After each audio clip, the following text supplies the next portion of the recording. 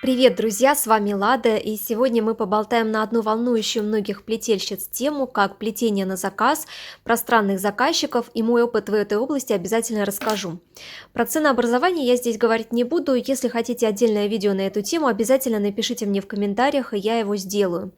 И чтобы было не так скучно, под разговор буду плести заготовку для совушки-ключницы. Мастер-класс есть на канале, и ссылку на видео я оставлю в описании под этим видео. С недавнего времени ко мне как раз стали поступать вопросы от тех, кто уже чувствует, что готов плести и творить на заказ. Что их ждет? Какие могут быть подводные камни? Как себя подстраховать в плане заработка денег? Что можно ожидать от самих заказчиков и прочие вопросы на эту тему решила в этом видео раскрыть. И рассказать, конечно, свой опыт, и буду рада, если он пригодится вам. Плести на заказ я начала не сразу. Сначала долго плела, училась, много работ дарила, и вообще были сомнения, что могу уже продавать свои изделия. Первым моим покупателем была моя подруга. Именно она заплатила мне за корзиночку, но все-таки тогда я еще не чувствовала уверенности в этом деле, хотя были мелкие единичные продажи, среди своих, так сказать. Прошло время, и вот уже год я продаю и плету на заказ уверенно, но не так много. Тщательно отбираю заказы, соглашаюсь только на те, которые мне внутри откликаются. Тогда и вдохновения не теряю, и не устаю сильно, и есть время воплощать свои хотелки. И все-таки я не ставлю сейчас себе цели зарабатывать на заказах, поэтому могу спокойно брать те, что мне самой понравится исполнить. Мне, наверное, повезло, и я не попадала ни разу на деньги в этом деле, не было таких случаев, когда мне за заказ не заплатили. Все потому, что сразу определила для себя условия, рамки, детали работы на заказ. Первое и самое основное – это предоплата. Без нее не работаю, даже с близкими.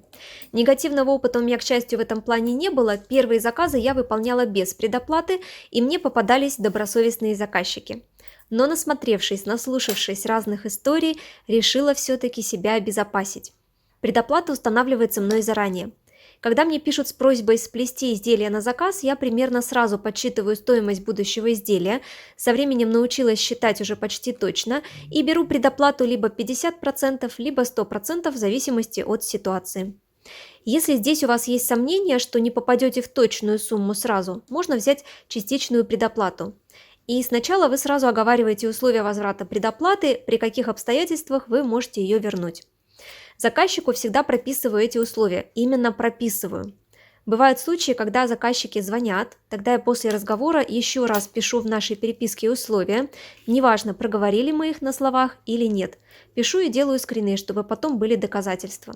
Здесь многие отсеиваются, не все готовы сначала заплатить, потом получить. Да и много сейчас в нашей сфере мошенников, которые берут стопроцентную предоплату и исчезают. Поэтому люди, конечно, обеспокоены.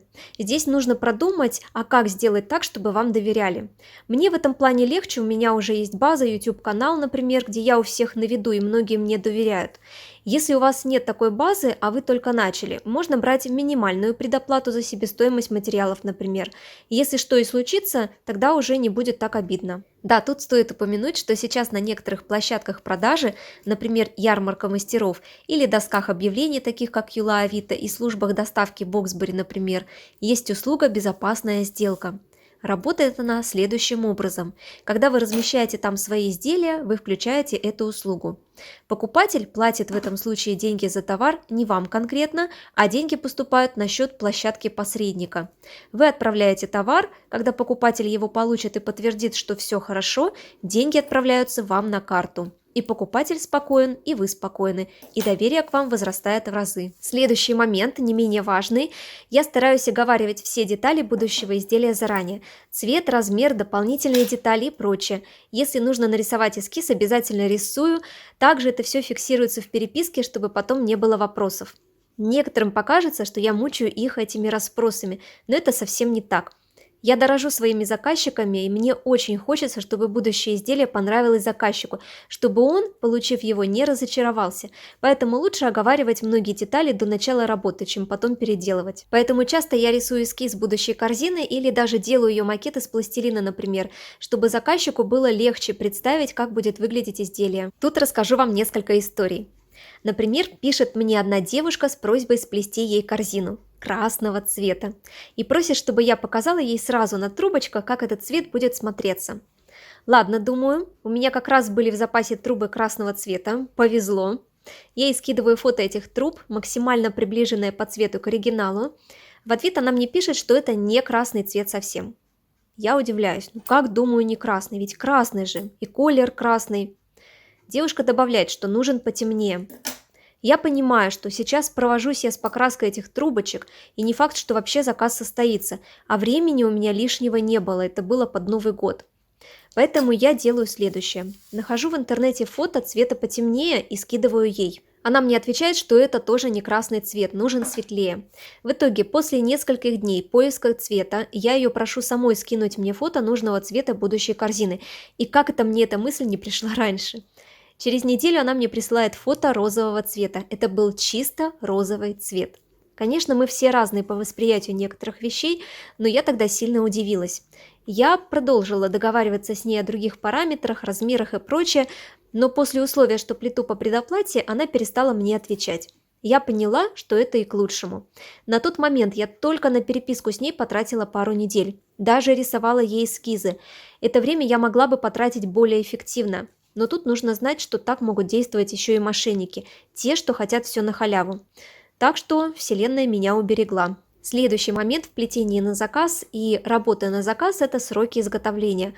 Их надо озвучивать сразу и брать хотя бы еще несколько дней на разные форс-мажоры, плохое настроение, внештатные ситуации и прочее.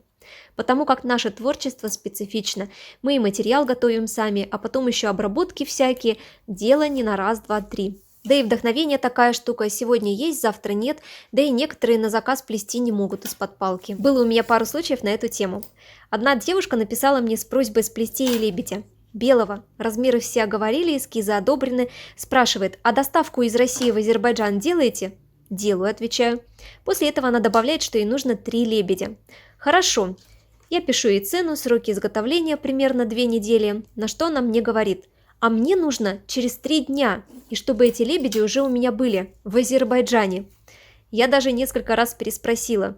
Да, она действительно хотела через 3 дня уже иметь лебедей у себя в Азербайджане, хотя прекрасно знала, что я нахожусь в России и что на пересылку нужно какое-то время.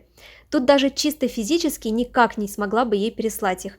На доставку бы ушло несколько дней даже срочным пересылом, да и сплести этих лебедей – это не быстрое дело. Еще и материал подготовить. В общем, все это я ей объяснила, она все поняла, и мы распрощались. Другие варианты ее не интересовали. Ей нужно было получить этих лебедей именно к определенной дате. Еще был один случай. Мне пишет человек-иностранец с готовностью купить около 20 корзин больших размеров в виде жирафов. Размеры, цвет, цену, все в личке оговаривается, все устраивает, и далее я пишу сроки изготовления. А они не быстрые, ибо корзины больших размеров, есть сложность исполнения, и их 20 штук. На каждую корзину, при моем подсчете, надо не менее 1500 труб. И тут мне приходит ответ. Мне нужны эти корзины через месяц. Я могу доплатить. Вы знаете, я отказалась, потому как поняла, что не смогу точно сплести эти корзины, я просто не успею. И после отказа выдохнула с облегчением, это точно было не мое. Следующий не менее важный момент в нашем деле – это доставка. Отдельный пункт, который тоже стоит оговорить отдельно. Здесь заранее вам нужно решить, куда вы хотите продавать свои изделия, узнать стоимость доставки в разные точки мира и какие почтовые службы вы можете предложить. Я пока до настоящего момента пользовалась и пользуюсь Почтой России. Отправляла корзины и за границу, и по Российской Федерации, сразу писала стоимость доставки, включала ее в предоплату. Бывали ситуации, когда заказчики доплачивали доставку, если хотели срочно получить посылку. Часто это происходило под Новый год или под какой-то другой праздник. Так как я нахожусь в России, то зачастую я продаю свои изделия по России, потому как доставка в другие страны стоит очень дорого, и иногда сама корзиночка стоит дешевле, чем сама доставка. В этой ситуации у меня случаются частые отказы, когда мне пишут из другой страны, хотят заказать какую-нибудь корзиночку, а она стоит аж даже в несколько раз дешевле, чем сама пересылка в эту страну. Ну, здесь я предлагаю альтернативный вариант заказчику, то есть советую мастера, который находится в их стране и который может сплести такую же корзину, которую они хотят. После того, как заказ состоялся, все условия всех устраивают, я предлагаю заказчику следить за ходом выполнения работ. Например, высылать прислать ему фото промежуточных результатов. Ну, тут кто-то соглашается, кому-то, в принципе, не важно, но лучше спросить. Как-то меня попросили снимать промежуточные видео, и даже как-то я с заказчиком проводила, так сказать, короткий сеанс по Skype, минут 5, не более, где показывала, что плету и что все окей. Эта заказчица очень боялась, что ее могут обмануть, поэтому так и попросила. Да, в соцсетях сейчас очень много мошенников на эту тему, и я к этой просьбе отнеслась нормально абсолютно, поэтому все было хорошо. Отдельный пункт, который я хочу здесь отметить, это бронь. Вроде бы безобидная вещь, но есть свои нюансы, которые я познала на своем опыте. Ее стоит применять к уже готовым работам и оговаривать сроки брони. Был у меня один случай не с плетеной работой, а с картиной. Пишет девушка с просьбой попридержать картину, она ее хочет купить, а зарплата вот-вот придет. Без проблем, говорю. На сколько дней? На неделю, отвечает. К слову, картина была тематическая, посвящена Масленице, и этот праздник как раз через пару недель и наступил бы. Да, в это время мне писали еще пару желающих купить эту картину, а я всем отвечала, что она уже забронирована. Проходит неделя, девушка пишет мне, что есть проблемы с деньгами, и спрашивает, можно ли продлить бронь на 10 дней. Я согласилась, убрала везде объявление, что картина продается, жду.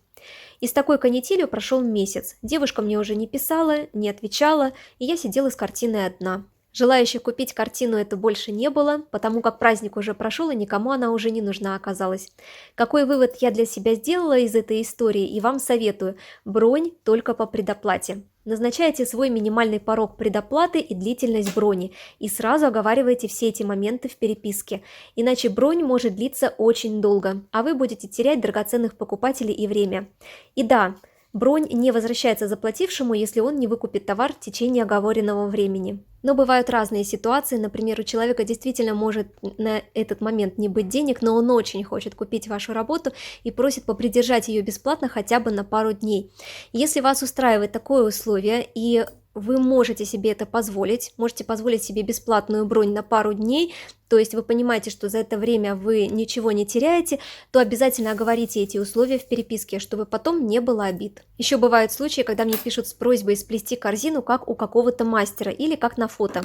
Всегда предупреждаю в этом случае, что именно так, как на фото, вам сплетет автор работы. Я не могу повторить точь-в-точь. Вот, в принципе, и все, что хотела вам сегодня поведать. Может быть, что-то забыла. Значит, в следующий раз обязательно дорасскажу. А вы поделитесь в комментариях, какие странные заказчики вам попадались. Напишите свои истории, мне будет очень интересно почитать. И пишите, может быть, еще на какие-нибудь темы порассуждать. Про ценообразование помню. Если нужно будет такое видео, обязательно сделаю. Спасибо, что смотрите мои видео до конца. Подписывайтесь на канал и жмите на колокольчик, тогда не будете пропускать выходы новых видео. Желаю вам вдохновения, легкого плетения. Увидимся очень скоро в следующих видео и трансляциях. Пока-пока!